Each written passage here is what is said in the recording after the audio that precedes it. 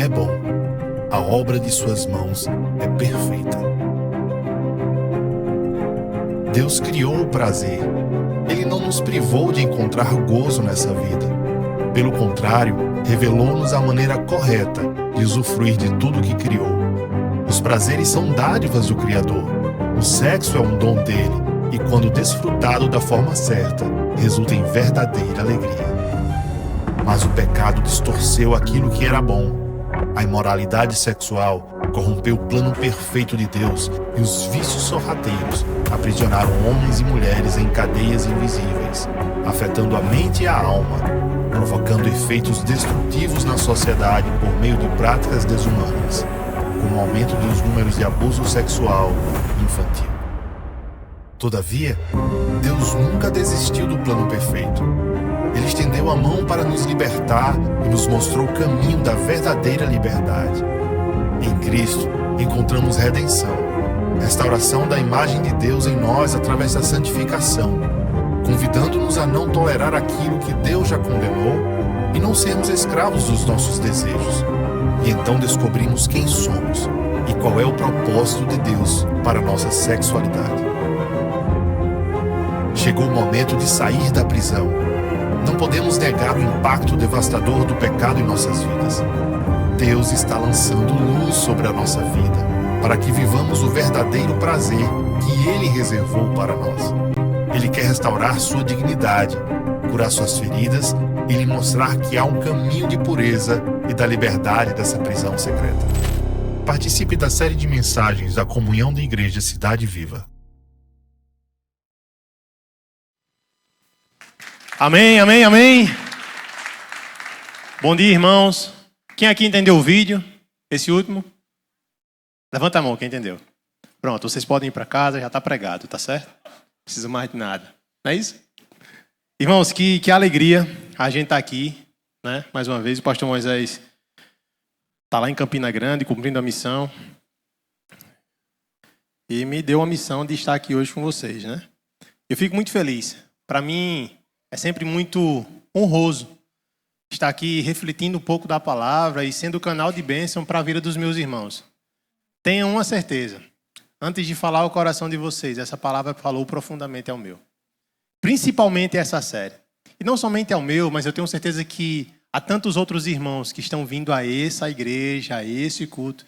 E não somente essa série, mas todas as séries que temos participado aqui na Cidade Viva, de fato, têm falado poderosamente ao nosso coração. Estamos falando sobre prisões secretas, né? E aqui eu queria começar com a encenação. Olha que legal.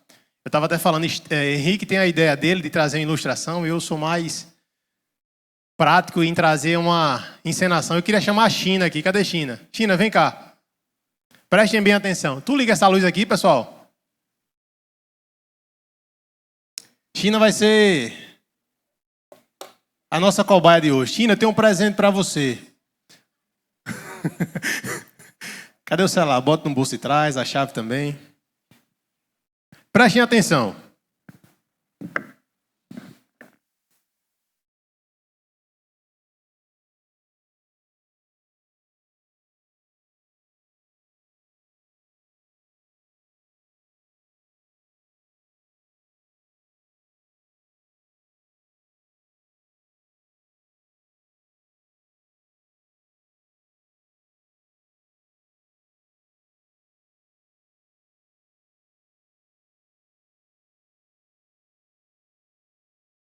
Isso é milagre. Vai acontecer o milagre. Como vocês podem ver, China está preso. Está algemado, está preso. China, eu vou te pedir coisa simples.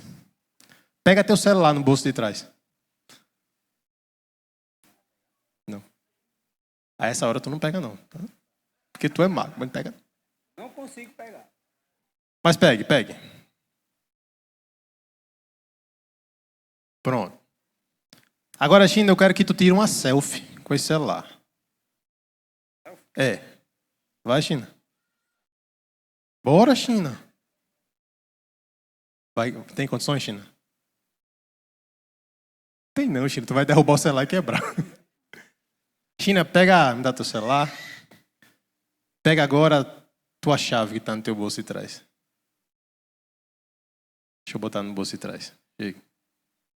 Me dê a chave.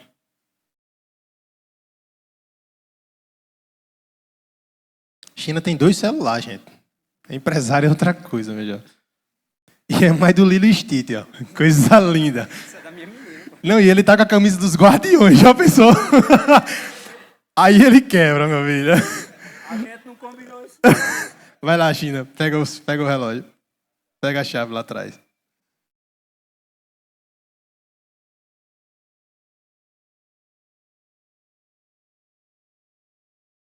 Pronto, China pegou a chave. China, se fosse para tocar baixo agora, tu ia conseguir? Não, né? Pronto. Vocês entenderam que quando estamos presos, existem coisas até que a gente faz com muita dificuldade. Mas existem coisas que é impossível fazer. Por mais que seja simples. China, pode ir, não tem chave não. Vai lá na sala de reunião, que Stanley e Henrique vai desenrolar a tua guerra. Depois tu vem pegar teu celular do Lilo Stitch, que eu te entrego. Tá aqui, viu? Irmãos, foi também para quebrar um pouco, né? Eu acho que a série é bem profunda. Mas eu queria que vocês entendessem uma coisa. Que por mais que pareça simples, as nossas prisões e quando estamos aprisionados, nós conseguimos sim fazer algumas coisas. Essa série que estamos tratando agora não é para quem está fora, é para quem está dentro. Essa série é para mim, essa série é para você. Porque às vezes vivemos esse aprisionamento, estamos algemados em prisões secretas. E por mais que a gente, com muita dificuldade, às vezes consiga fazer algumas coisas, há coisas que nós não conseguiremos fazer. Sabe por quê? Porque somente Cristo, somente o Senhor, Ele pode nos libertar dessas prisões secretas, dos lugares escuros do nosso coração. E aí, quando esse Deus nos libertar, aí sim, nós viveremos plenamente o que esse Deus tem para os nossos corações, o que esse Deus tem para as nossas vidas. Eu queria que a gente entendesse que, de fato, essa série não é para quem está fora. Essa série é para quem está dentro. Essa série não é para aqueles que não querem que você saia daqui ou que a gente saia daqui dizendo, não, Deus falou profundamente. Eu vou te dizer, foi para tu, todinha pregação. Rapaz, a Cidade Viva está com uma série que é a tua cara. Porque a gente tem muito desse problema de achar que a exortação é para o outro e não para nós. A gente quer sim palavras de amor, palavras de acalento, coisas boas para nós, mas quando é exortação, quando é o entendimento de abrir os nossos olhos, a gente acha que Deus só quer abrir o olho do outro e não da gente. Mas deixa eu dizer um negócio bom. Essa série é para mim. Essa série é para você. Essa série é para o corpo de Cristo. Amém? Amém? Tá fraco demais. Né? Deus vai dar um carro a vocês. Aí todo mundo, aleluia, glória a Deus. Mas, amados, Deus quer limpar os nossos corações para que nós venhamos viver a boa, perfeita e agradável vontade dEle. E isso precisa ser motivo de grande alegria para as nossas vidas. Amém? Vamos abrir as nossas Bíblias em Romanos 7.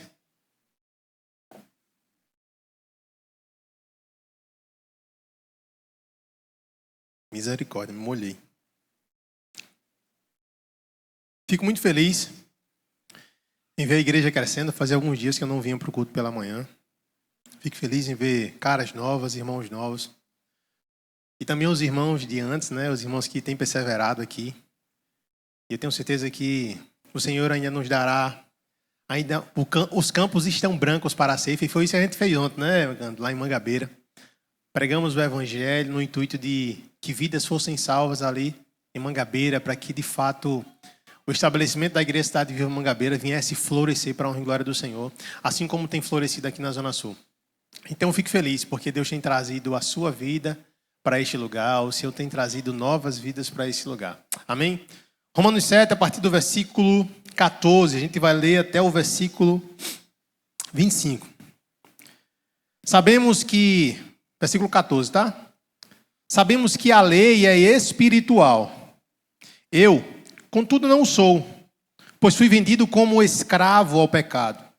Não entendo o que faço, pois não faço o que desejo, mas o que eu odeio.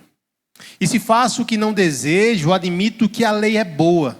Neste caso, não sou mais eu quem o faz, mas o pecado que habita em mim. Sei que nada de bom habita em mim, isto é, a minha carne. Porque tenho o desejo de fazer o que é bom, mas não consigo realizá-lo. Pois o que faço não é bem o que desejo, mas o mal que não quero fazer, se eu continuo fazendo. Ora, se faço o que não quero, não sou eu quem o faz, mas o pecado que habita em mim. Assim, encontro esta lei que atua em mim. Quando quero fazer o bem, o mal está junto a mim. No íntimo do meu ser tenho prazer na lei de Deus, mas vejo outra lei atuando nos meus membros do meu corpo, guerreando contra a lei da minha mente, tornando-me prisioneiro da lei do pecado que atua em meus membros. Miserável homem que sou, quem me libertará do corpo sujeito a esta morte? Graças a Deus por Jesus Cristo, nosso Senhor. De modo que, com a mente eu próprio sou escravo da lei, mas com a carne sou escravo da lei do pecado. Vamos orar. Soberano eterno Deus e amado Pai, nós estamos aqui, Jesus, mais uma vez na Tua casa. Tu sabes, ó Deus, que o intuito de estarmos aqui primeiramente é adorar, exaltar e engrandecer o Teu santo nome, porque Tu és Rei sobre os reis, Tu és Senhor sobre os senhores, Tu és o Alfa, Tu és o Ômega. Tu és o Deus Emanuel, Deus conosco, Tu és o Jeová Jireh, o Deus de providência, Senhor. Deus, isso é suficiente para que os nossos lábios possam se abrir e dizer: toda a honra e toda a glória pertence ao Rei dos Reis, ao Deus Todo-Poderoso. Mas Deus, com muita misericórdia e com muita graça, eu quero clamar, Senhor, para que a Tua palavra penetre o nosso coração nesta manhã, Pai. Deus, que em nome de Jesus, que ao penetrar, Senhor, os nossos corações, essa palavra, Senhor, venha chacoalhar os nossos ser, Senhor. E de fato, a partir de hoje, tudo que aprendemos aqui, tudo que lemos aqui, venha se tornar em ações práticas sobre a nossa vida, Senhor. O meu clamor a Ti, Senhor, é que as nossas prisões secretas sejam escancaradas nesta manhã, Senhor. O nosso pedido ao Senhor, Pai, é que de fato as nossas prisões sejam escancaradas pelo Senhor, porque somente o Senhor pode nos libertar deste mal. Assim nós te oramos e nós te agradecemos no nome santo de Jesus. Amém. Amados, semana passada, domingo passado, né? Nós respondemos a uma pergunta na nossa série, que é... Já voltou? O celular, o outro está no meu bolso, depois eu dou, para você não ficar prestando atenção no celular. Vai tocar, então bota no silencioso para não atrapalhar o culto. Viu? Obrigado, Tina. Amados, domingo passado a gente respondeu uma pergunta, né? Nós iniciamos a série, o pastor Moisés introduziu a série aqui. E aí a pergunta que foi respondida pelo pastor foi o seguinte: o que é uma prisão secreta? E aí ele trouxe aquele entendimento da importância do ordo amores. E o que é o ordo amores? É a ordem daquilo que amamos. Ele nos trouxe uma perspectiva agostiniana de Santo Agostinho. O que é esse ordo amores? Que existe uma hierarquia daquilo que precisamos amar. E ele disse que nós precisamos amar primeiramente a Deus. E aquela lei que Jesus foi lá e resumiu: amar a Deus sobre todas as coisas e ao próximo. Então nós amamos a Deus primeiramente, e aí depois nós amamos as pessoas, nós amamos ao próximo, e na própria palavra de Deus diz que nós só amamos ao próximo como a nós mesmos. Então nessas pessoas se encaixa o amor a si mesmo, o amor a mim mesmo, que precisa ser o amor equilibrado, tá? Porque senão a gente se ensoberbece. E o último é o amor às coisas. Então o pastor Moisés trouxe domingo que o ordo amores é simplesmente quando eu tenho essa ordem: amo a Deus, amo as pessoas e amo as coisas. Nós aprendemos a importância de organizar os nossos sentimentos em uma ordem justa e harmoniosa, para que com isso a gente para que a gente possa tomar decisões que sejam pautadas em virtudes. E aí, amados, nós entendemos também que quando os nossos amores estão em desordem, quando nós estamos vivendo a inversão desse ordem amores, simplesmente a nossa alma, ela também está em desordem. E é nesse momento, é nesse estado de desordem, que nós estamos suscetíveis a cair em prisões que estão em lugares obscuros das nossas almas. Entenda que tratar sobre essa hierarquia, tratar sobre o ordem amores, tratar sobre aquilo que devemos amar, não é simplesmente religiosidade. Nós não estamos falando aqui sobre religiosidade porque uma longa tradição de filósofos, de psicólogos, de profissionais da área de saúde, também concordam que a quebra da hierarquia daquilo que amamos traz sim problemas para a nossa vida relacional, traz problemas para a nossa vida emocional e também traz problemas para a nossa vida espiritual. Em resumo, na semana passada a gente entendeu que o problema não é o nosso amor, não é o que amamos, não é o porquê amamos. O problema é a ordem daquilo que amamos. Sabe por quê? Porque quando nós começamos a colocar os nossos desejos, colocamos os nossos prazeres, colocamos aquilo que queremos acima do amor de Cristo, simplesmente nós quebramos a hierarquia. E aí, a nossa vida afunda em um grande e doloroso desastre. Não é sobre o que eu e você amamos. Não é o porquê amamos, mas é a ordem daquilo que amamos. Porque se colocamos qualquer coisa acima do nosso amor a Deus, a hierarquia é quebrada. E aí nós teremos sim uma vida pautada em sofrimento e dor. E aí hoje a gente vai avançar na série. Vamos avançar nessa discussão e trazer para um nível de investigação pessoal. Eu gosto desse processo de autoanálise, de olhar para si, de fazer uma reflexão introspectiva. É como diz lá em Provérbios 20, 27, que o espírito do homem é lâmpada que vasculha todo o seu ser. E nós vamos fazer isso hoje. Nós vamos fazer uma varredura na nossa alma, para de fato entendermos se há ou não alguma coisa que tem quebrado essa ordem amores, que tem quebrado essa hierarquia daquilo que amamos e tem nos levado assim a viver prisões secretas, em lugares obscuros na nossa alma. O intuito é que, ao sair daqui, a gente seja capaz de reconhecer os nossos desvios afetivos, entender as nossas falhas e compreender elas, e de fato buscar um caminho que de fato nos traga essa liberdade. Entenda que todos nós temos sim prisões secretas. Todos nós. Me lembro muito da série Vícios Esplêndidos, que a gente achava que, eu não tenho vício nenhum. E no tratar das séries, nós vimos que cada um de nós temos sim os nossos desvios de conduta. Temos as nossas falhas. Temos os nossos problemas. E aqui o entendimento é viver aquela estrutura do Salmo 139, onde o salmista ali, ele investiga o problema, ele reconhece as suas falhas, ele assume que de fato tem esse problema, mas ele deseja transformação.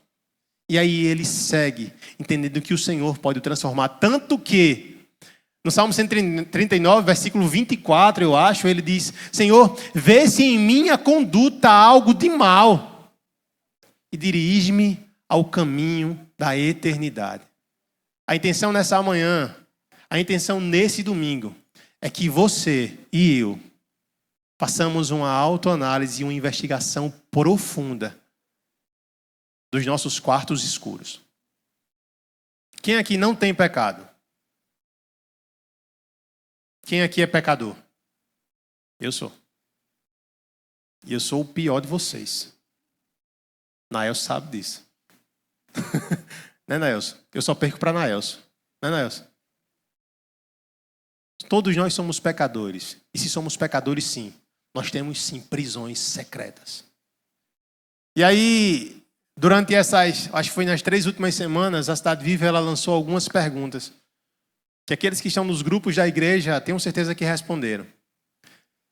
Para que nós possamos introduzir essa mensagem de hoje, eu queria trazer alguns dados dessas perguntas que foram feitas. Não quero que você se escandalize, entendendo que o pastor Moisés sempre fala que aqui é hospital, né? Ele sempre fala que isso aqui é hospital, onde pessoas que estão doentes, eu, você, estamos nesse lugar para ser curados pelo Senhor. Onde pessoas que têm desvios de condutas vêm a esse lugar para que as suas condutas possam ter um rumo e um caminho pautado em Cristo. Então não se escandalize no que eu vou dizer aqui. Não se escandalize com os dados que eu vou trazer aqui. Porque esses dados falam sobre o corpo de Cristo. Não sobre a cidade viva, mas falam sobre o corpo de Cristo. Tá certo? Nessa pesquisa que foi feita há 3 ou 4 semanas atrás, é isso, Emanuel? Nós começamos a pensar algumas respostas. E delas nós tivemos exemplos de algumas prisões que foram reveladas através dessas perguntas. E eu queria compartilhar com os irmãos. Essa parte é uma parte mais chata, eu vou ler e vocês vão entender. Amados, a primeira prisão que nós chegamos à conclusão através da pesquisa feita foram as prisões ligadas à sexualidade. Isso é importante. Entendam que aproximadamente 1 a cada 5 pessoas da nossa comunidade são viciadas em pornografia. Entenda que isso é uma estatística perigosa. Como eu te disse, não fique perplexo com isso. Somos um povo doente que busca no Senhor a escapatória para os nossos problemas. E os dados mostraram que 1 a cada 5 pessoas tem esse processo, tem esse vício em pornografia. Entenda que isso aí é uma estatística perigosa para o povo de Deus. Não somente para o povo de Deus, mas sabe por quê? Porque o uso de pornografia, ele está associado, na maioria das vezes, a doenças emocionais, como ansiedade, como depressão, como o comportamento autodestrutivo. Outra prisão mostrada ligada à sexualidade simplesmente foi que um número expressivo de 22,6 pessoas que responderam às questões declararam que já sofreram algum tipo de abuso sexual em sua história. O número predominante foram de mulheres, né, 27,3, e os homens foram 15,5. Nós sabemos que isso causa uma dor profunda. Causa uma marca profunda naquele que passou por isso. E entenda como essas pessoas precisam ser cuidadas pela igreja do Senhor. Como essas pessoas precisam ser cuidadas por nós. Mas é interessante que a pesquisa também mostrou algo que é extraordinário. Ela mostrou e nos sugeriu que a dimensão espiritual, quando eu tenho um maior relacionamento com Cristo, e também um vínculo maior com a minha família. Esses 2 pontos são tipo escudos que blindam as pessoas de usar tanto pornografia, como também passarem por algum tipo de ansiedade. Isto é, quanto melhor for o meu relacionamento com Deus, quanto melhor for a minha conexão com Cristo, quanto maior for a minha conexão com a minha família, menos probabilidade eu tenho de usar pornografia e de me sentir ansioso. Essa foi a primeira prisão. A segunda prisão relacionada aqui sobre essa pesquisa foi a prisão referente à espiritualidade e família. E aqui me chocou mais do que a primeira, tá? Me chocou mais do que a primeira.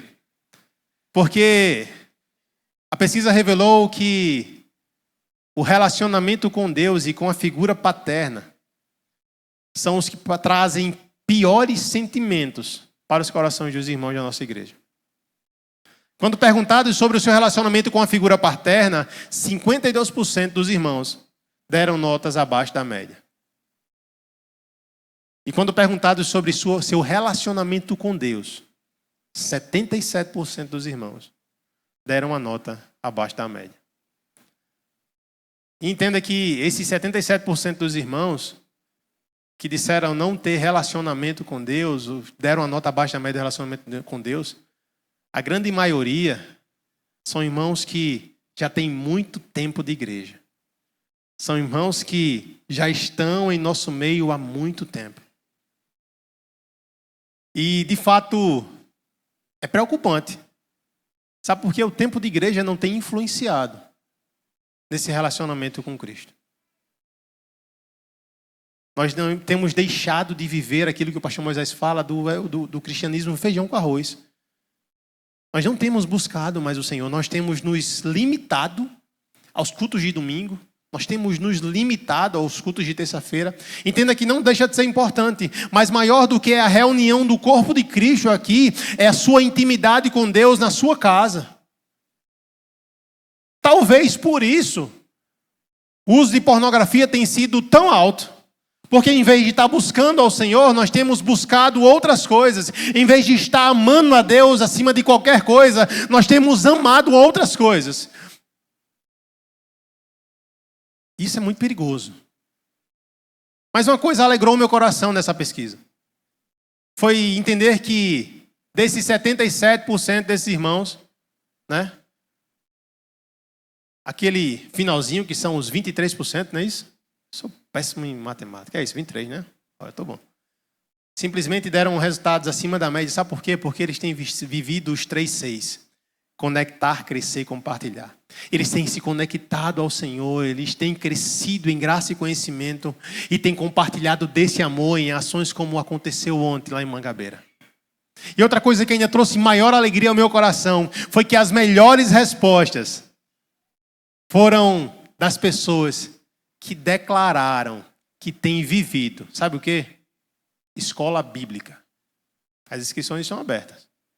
As melhores respostas das pessoas que têm relacionamento com Jesus simplesmente foram daquelas que estão participando das nossas escolas bíblicas.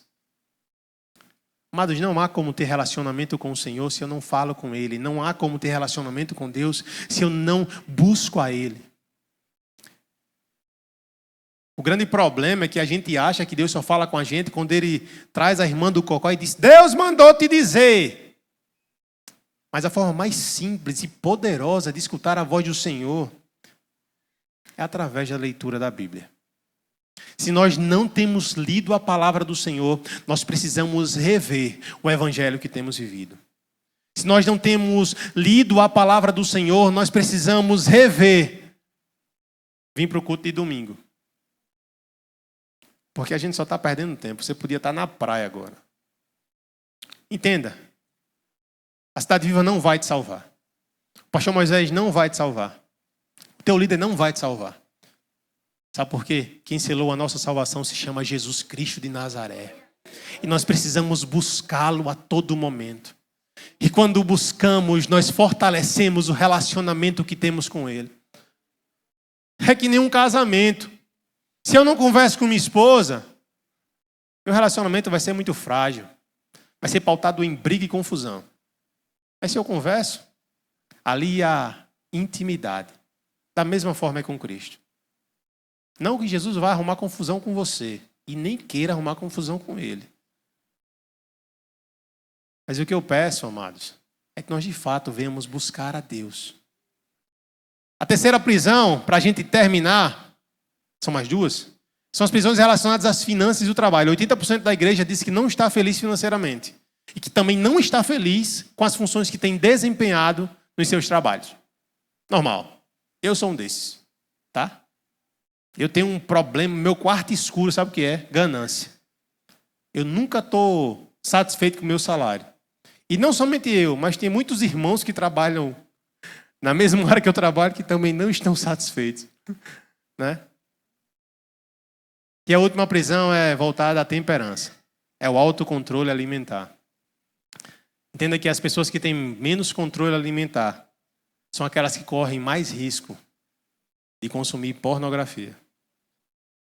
Pessoas que sentem culpa após comer em excesso têm ligeiramente maior propensão a consumir pornografia.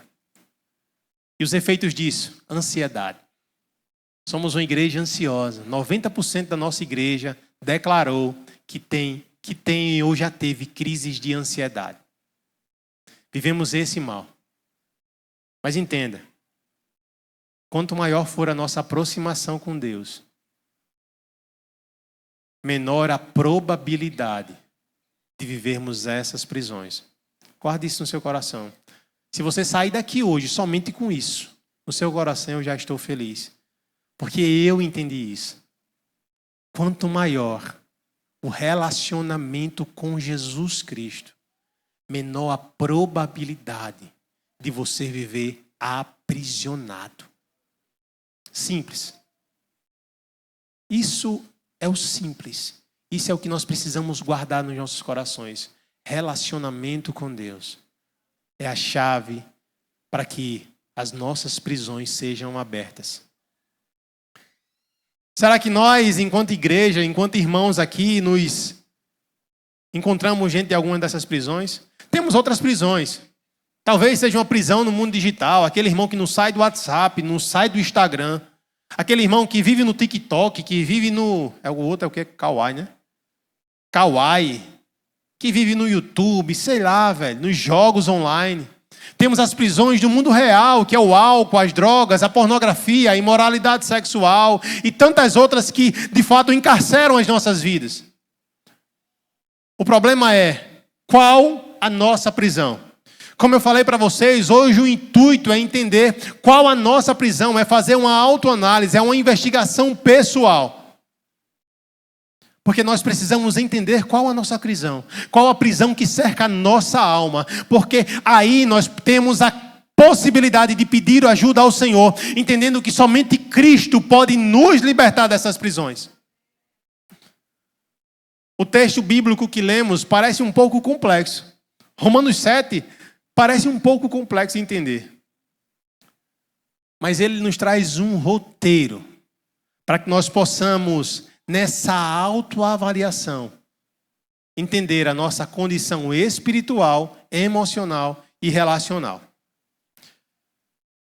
E aí, se você for anotar, eu queria que você colocasse no tópico 1 o seguinte: o diagnóstico do apóstolo, um conflito interno. No versículo 14 e 15, Paulo diz o seguinte: sabemos que a lei é espiritual, eu contudo não sou. Pois fui vendido como escravo ao pecado. Não entendo o que faço, pois não faço o que desejo, mas aquilo que odeio. Entenda que a lei tem um sentido para Paulo. A lei aqui ela tem um significado mental, ela tem um significado psicológico para Paulo. Se você voltar ao versículo 12, ele diz, a lei ela é santa. E o mandamento ele é santo e justo e bom. E aí no versículo 10 ele diz, eu descobri que o próprio mandamento destinado a produzir vida em mim, na verdade produziu morte. E aí nós tomamos a liberdade de inverter esses dois versículos para entender e facilitar, na verdade, a nossa compreensão. Entenda que Paulo, ao falar da lei ali, ele não está criticando a lei em sentido algum. De modo nenhum ele está criticando a lei do Senhor. Mas ele admite que por causa da sua condição, e qual é a nossa condição hoje? Pecador. Eu e você somos pecador. Cândido, você é um pecador. Eu sou um pecador. Ele olha para a lei e diz, eu não estou criticando a lei. Mas através da lei eu vejo a minha condição de pecador. E essa lei, ela funciona para mim como um gatilho psicológico. Ela funciona para mim aqui como um gatilho mental. Para que a minha mente se volte àquilo que eu odeio. E o que nós odiamos? O pecado. Ele então traz aqui à tona o grande problema das nossas vidas. O grande problema das nossas vidas, sabe o que é? Sou eu mesmo.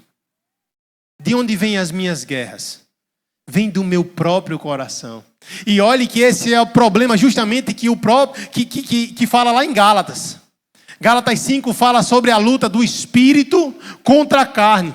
Uma luta interna, uma luta que está dentro de nós. Uma luta que está no coração de todo cristão, está no meu e no seu. Uma luta contra a nossa tendência de amar aquilo que é ruim. Uma luta contra a nossa tendência de amar aquilo que é mal. Uma luta contra a nossa tendência de amar aquilo que é pecado. Uma luta contra a nossa tendência de viver a inversão do ordo amores. Viver a inversão da hierarquia daquilo que precisamos amar. Essa é a luta que vivemos. É a luta do espírito contra a carne. E aqui eu trago a lembrança, uma pregação de Stanley, que ele disse que de um lado está o Espírito Santo e do outro lado está a nossa carne, e no meio tem um cabo de guerra e toda hora eles estão ali, lutando, para saber quem vai vencer. Essa é a luta que nós vivemos. E há pontos importantes dentro dessa luta.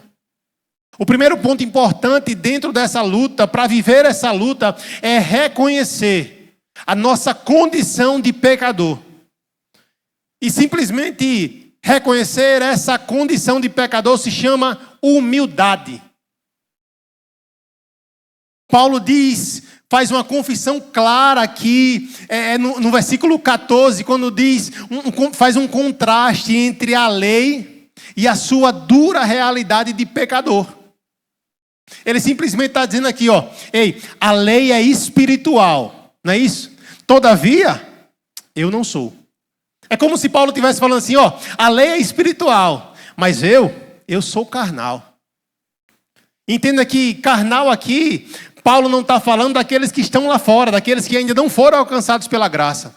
Ou como nós dizemos, daqueles que não se converteram. Paulo está falando sobre ele. Paulo está falando sobre mim. Paulo está falando sobre você. Paulo está falando simplesmente daqueles que se converteram. Se converteram. O problema é que a gente acha que a conversão é um simples ato solene e eu não preciso mais de nada. De fato, a salvação não é por nós, é pela graça. Você não precisou fazer esforço nenhum. Mas entenda que nós, mesmo salvos, convertidos, nós temos uma obrigação de nos aproximar ao Senhor. Entenda que Paulo aqui, ele faz a mesma fala a Coríntios. Lá em 1 Coríntios capítulo 1, eu acho que Paulo fala o seguinte, né? Ele diz, estou escrevendo a vocês, Coríntios, não como espirituais, mas como carnais. Como crianças que estão precisando de alimento sólido. Nós precisamos entender que dentro dessa luta, nós somos os pecadores. Nós precisamos ter essa humildade de entender a nossa condição. E esse é o primeiro ponto. Reconhecer a condição de pecador em meio a essa luta. Segundo, nós precisamos entender, assim como Paulo, que nessa luta existem riscos. Ele diz aqui, fui vendido como um escravo. E entenda que essa é uma condição do passado que surte efeito no presente. Entenda que o amor que havia pelo pecado em nossos corações deixou em nós marcas profundas daquela escravidão, que se a gente vacilar, elas voltam a reaparecer a qualquer momento. Entenda que se a gente vacilar, as marcas do velho homem, elas voltam a aparecer nas nossas vidas a qualquer momento.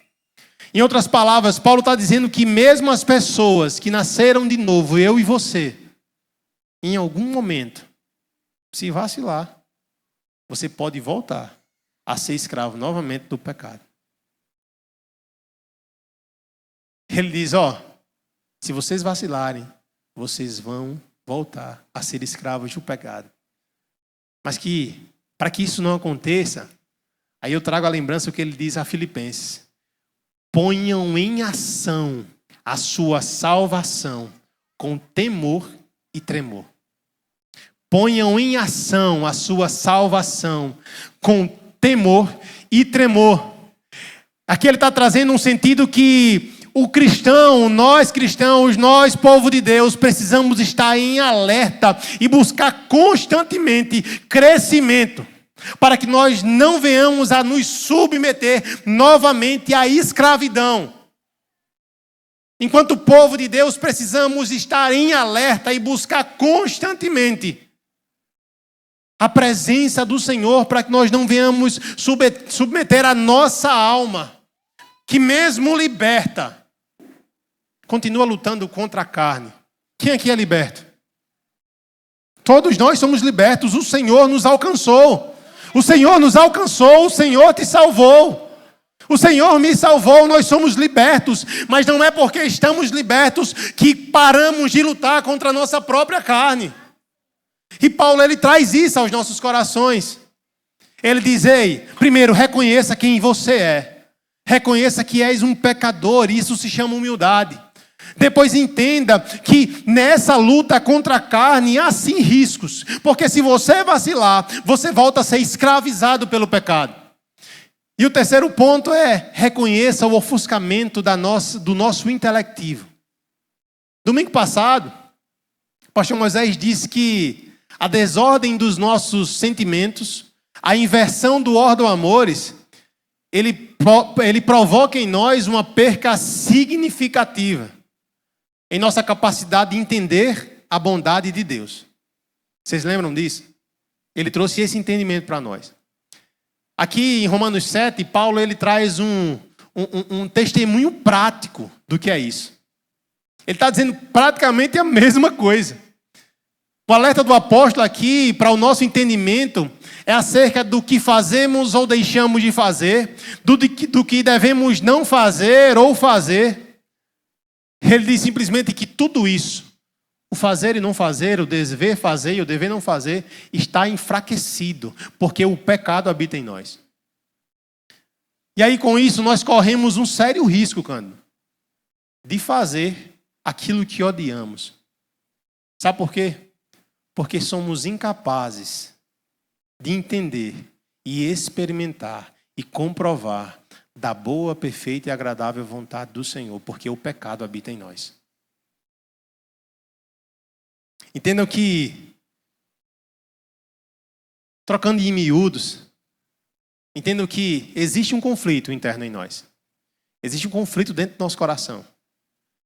É o conflito entre as nossas paixões, os nossos desejos e o Espírito Santo. Ambos, carne e espírito, desejam ter o domínio sobre a nossa vida, sobre as nossas emoções. E a pergunta é, quem vencerá? Nós precisamos nos identificar com o pensamento de Paulo aqui. Porque, pare para pensar, quem aqui já não tentou fazer o bem, disse, cara, eu vou fazer o bem, e acabou fazendo o mal? Quem aqui, mediante a uma situação, diz, nunca mais eu caio, nunca mais eu faço, mas acabou fazendo de novo? Entenda que essa é a condição humana, essa é a nossa condição. Caídos. Caídos. Entenda que somente a intervenção de Deus, somente mediante a intervenção do Senhor, nós conseguiremos vencer tudo isso. Somos prisioneiros das nossas próprias fraquezas, das nossas próprias paixões. Somos prisioneiros dos nossos próprios desejos, das nossas próprias desordens. Mas a própria palavra do Senhor nos traz algo que traz alegria. Eu queria que você glorificasse por isso. Porque foi para a liberdade que Cristo nos libertou. Portanto, permaneçam firmes e não se deixem submeter novamente ao jugo da escravidão. Porque eu já disse aqui para vocês, isso soou plenamente no meu coração. O Senhor já nos libertou, Ele já pagou o preço na cruz do Calvário. E hoje já não existe uma condenação só. Não existe nenhuma condenação para aqueles que estão em Cristo Jesus. Você é liberto, eu sou liberto. Somos libertos pelo Senhor. Isso precisa trazer alegria aos nossos corações. Paulo aqui ele traz o diagnóstico. Ele simplesmente diz o seguinte: existe um conflito interno. Existe esse conflito. E esse conflito ele traz agonia aos nossos corações. Porque pense numa coisa ruim, velho. Pense num negócio ruim, é lutar contra o pecado. Pense. A minha alegria é porque um dia o Senhor virá nos buscar. E não haverá mais dor, não haverá mais angústia, não haverá mais choro. E o pior de tudo, não haverá mais luta contra o pecado. Porque verdadeiramente estaremos livres. Mas essa luta traz agonia aos nossos corações. Essa luta traz um desespero para a nossa alma. E esse mesmo desespero Paulo fala aqui. Eu me recompor. Eu odeio chorar. Bicho. O segundo ponto é a agonia do prisioneiro. O desespero da alma. Que vai lá do Salmo 16 ao 23. Eu vou me adiantar um pouco para não passar do horário. Faltam 9 minutos só. Mas entenda que a nossa pesquisa mostrou que 81% das pessoas que fazem uso de pornografia consideram que isso é moralmente errado. 82% delas dizem que o uso de pornografia, que vê pornografia, viola a sua fé. E 72% delas têm medo de serem castigadas por Deus. Mas continuam usando pornografia. E é importante frisar que 17% das pessoas que usam pornografia estão atualmente tomando medicações para ansiedade e depressão. 51%, embora não estejam tomando medicação, se consideram sim ansiosos. Entenda que isso é um grande problema, tá? Isso é um grande problema. Isso é um grande dilema na vida do ser humano. E esses dados é uma visão moderna e prática de dilemas similares àquilo que Paulo está trazendo aqui. Sabe por quê? Porque as pessoas que responderam isso aqui, elas estão admitindo as suas fraquezas. Beleza. Não é de forma expressa, mas elas foram verdadeiras naquilo que responderam. Elas admitiram que são sim viciadas em pornografia. E o próprio Paulo aqui, ele admite as suas fraquezas diante das lutas que há dentro da sua alma. Quando ele diz lá em Romanos 18, dizendo, sei que não há nada de bom em mim. Isto é, a minha carne, porque tenho o desejo de fazer o que é bom, mas eu não consigo realizá-lo. Entenda que a desordem daquilo que amamos, a inversão do ordem e amores, a desorganização dos nossos sentimentos e emoções, trazem para nós níveis elevadíssimos, amados, de sofrimento. Ei, trazem sim níveis elevadíssimos de sofrimento. Paulo ensina que, aqui no versículo 18, que assim duas leis. Qual é a fraqueza dele, né? É não conseguir viver como a lei determina. Ele ensina que há duas leis habitando ali conjuntamente nas pessoas. Conjuntamente em nós. E aí, quando eu digo Paulo, eu estou falando eu e você, tá? Existem duas leis que habitam conjuntamente em nós. A lei do entendimento, que é a lei de quem ama o Senhor, de quem se submete a Deus, de quem quer viver essa vontade do Senhor. E do outro lado, a lei do pecado, que escraviza aquele que a segue. E essa é uma batalha que de fato todos nós travamos dentro de nós. Porque a nossa alma, ela está cercada por cadeias que tentam ao tempo todo lhe levar a lugares obscuros. A batalha entre essas duas leis, a lei do entendimento e a lei do pecado, gera um tipo de atitude que revela ali um grande sofrimento para a alma de Paulo, que também leva a esse grande sofrimento para as nossas almas. Sabe qual é o sofrimento? É quando eu quero fazer o bem, o mal está junto de mim. Entendemos que a luta contra o pecado e contra os nossos próprios desejos maus, contra as nossas próprias paixões, contra a inversão daquilo que devemos amar, é uma luta difícil de travar. Véio. Ei, se existe algo difícil para fazer, é lutar contra o pecado. Porque, olha, pecar, meu irmão, é ruim? É não. Deixe de lado a sua espiritualidade agora e seja sincero. Poxa, pecar é bom demais, irmão. Pecar é bom demais. E lutar contra aquilo que é bom é difícil, não é fácil. O próprio Paulo aqui, ele diz que, eu não tenho controle das minhas ações. E nós também, muitas vezes, perdemos o controle das nossas ações.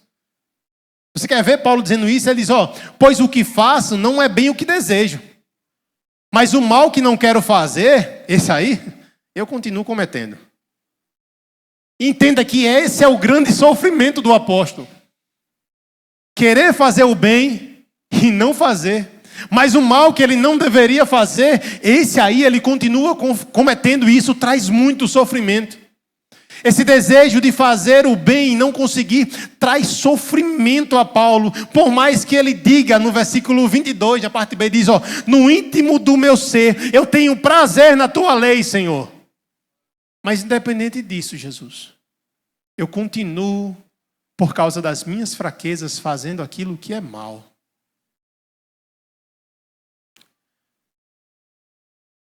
Mas existe uma coisa boa no sofrimento.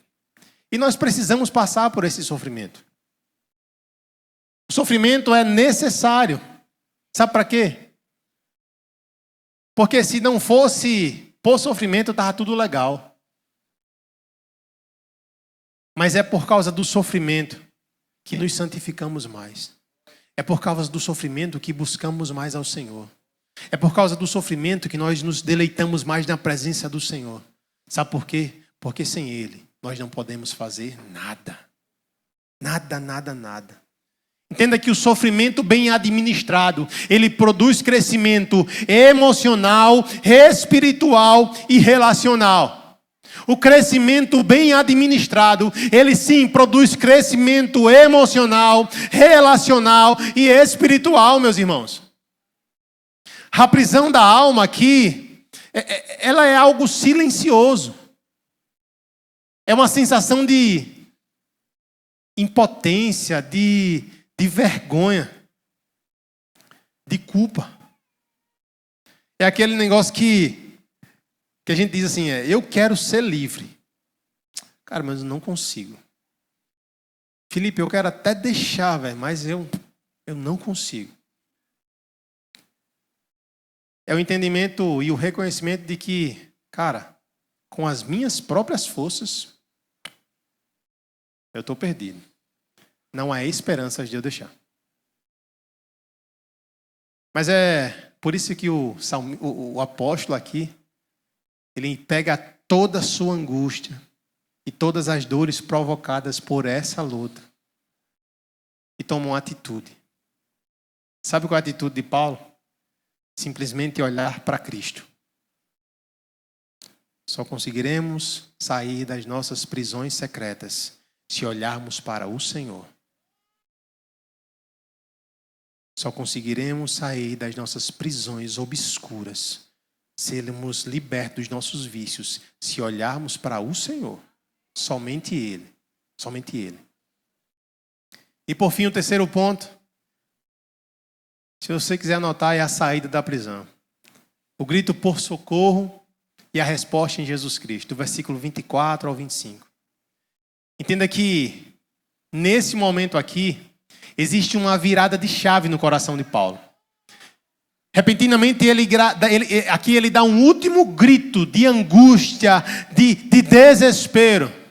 E toma uma atitude diante da vida e da sua fé. Veja que Paulo decidiu aqui deixar de lado os pensamentos que vinham lhe atormentando. E isso faz todo sentido, sabe aonde? Quando ele escreve a Filipenses 4:8, que ele diz, finalmente, irmãos, tudo que for verdadeiro, tudo que for nobre, tudo que for correto, tudo que for puro, tudo que for amável, tudo que for de boa fama, se houver algo de excelente e digno de louvor, pensem nessas coisas.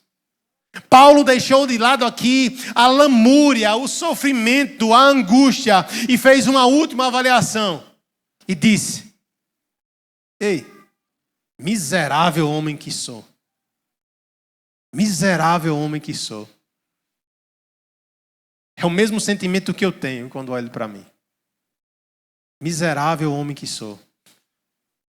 Alguns dias atrás, eu perguntei a um irmão da Rede Guardiões se ele merecia ir para o céu. O cara novo convertido, ele disse: eu mereço. Eu falei: mentira, merece não. Eu falei para ele: você não merece. Você vai por graça, porque você é um miserável. Sabe por quê, meu irmão? Eu sou um miserável. E aqui eu uso a mesma palavra de Paulo: miserável homem que sou. Miserável homem que sou.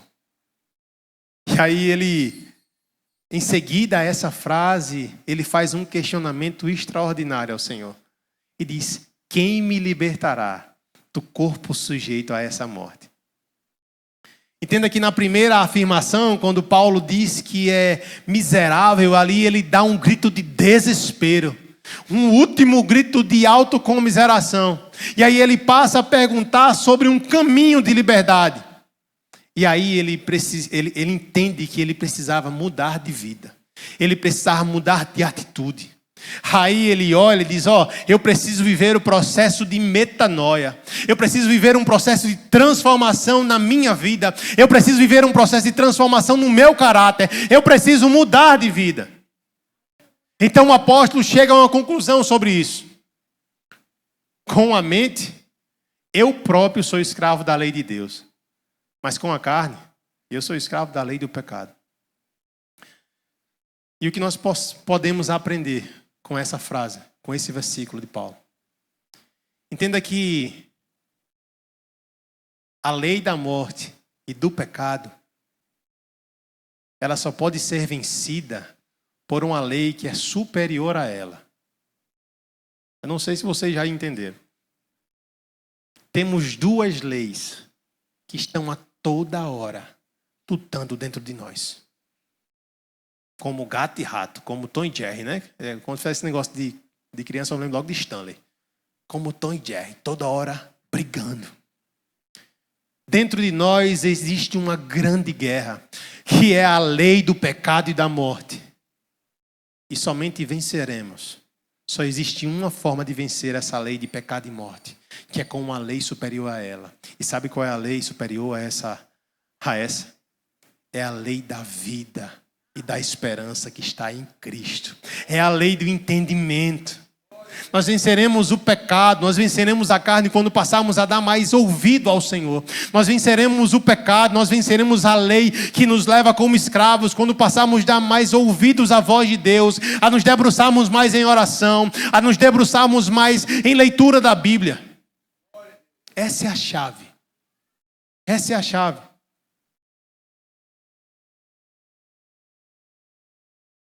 A banda pode subir, né?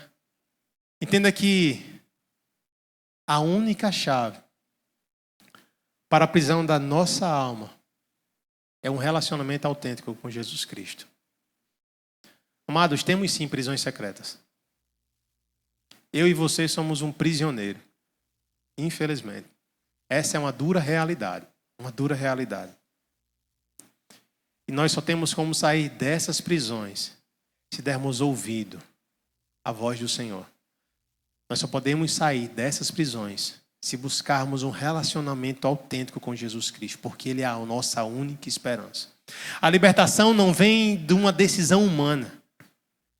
Entenda, eu e você não vamos conseguir sair dessa prisão com as nossas próprias forças. Força de vontade é lindo, mas existem coisas que somente o Senhor pode fazer. E lhe tirar dessa prisão somente Ele. A nossa função somente é estar mais junto a Ele, é buscar a Ele. Se nós temos força, amados, que nós venhamos gastar as nossas forças em favor dEle, em favor de estar próximo a Ele, em buscar a Ele. Gaste suas forças orando de madrugada, gaste suas forças lendo a palavra do Senhor. E o resto, deixe com Ele. Porque existe um Deus que cuida de você e cuida de mim. E quando o mundo pensou que nós estávamos condenados, e quando o mundo pensou que não existiria mais saída para nós, o Senhor enviou o seu único Filho, unigênito, para que todo aquele que nele crê não pereça, mas tenha vida eterna. Quando achavam que era impossível, Ele foi lá e pagou o preço por nós. E aqui eu uso as palavras do pastor Sérgio, lá em Mangabeira, que disse que quando pensaram que o sonho da libertação das nossas vidas havia acabado, esse sonho já estava em prática, já estava na cabeça de tantos outros. O Senhor nos salvou. E somente Ele é capaz de nos tirar dessas prisões terríveis que amarram os nossos corações. Entenda que a prisão das nossas almas, ela é real, mas ela também é silenciosa. Existe sim um conflito interior dentro de nós, que se não for adequadamente tratado, visto, analisado, pode nos levar a desespero, a angústia, a ansiedade. Mas existe uma solução. Existe uma única esperança. Se você está ansioso, eu acredito muito sim na medicina, porque foi o nosso Deus quem permitiu. Mas eu continuo entendendo que a melhor resposta para o depressivo, para o ansioso, para aquele que tem medo, continua sendo Jesus Cristo de Nazaré. Porque se Ele assim não permitir, o remédio não vai fazer efeito. Se Ele assim não quiser, não há tratamento no mundo, não há psicólogo, não há psiquiatra que faça efeito. Mas se a mão dele estiver sobre a minha e a sua vida, tenha certeza que a esperança viva estará sobre nós e em nós. A libertação dos nossos vícios e pecados, das prisões das nossas almas, não vem de esforço humano. Não vem. Mas ela vem de uma redenção completa. Aquele que era, que é e que há de vir. E um dia, as amarras que nos ligam ao pecado serão plenamente quebradas. As amarras que os grilhões que nos livam e que nos prendem ao pecado serão quebrados. E nós não precisaremos mais viver essa luta. E só iremos adorar e exaltar ao nosso Deus. A nossa esperança viva, Jesus Cristo de Nazaré. Aquele que foi, mas disse que ia nos preparar uma morada.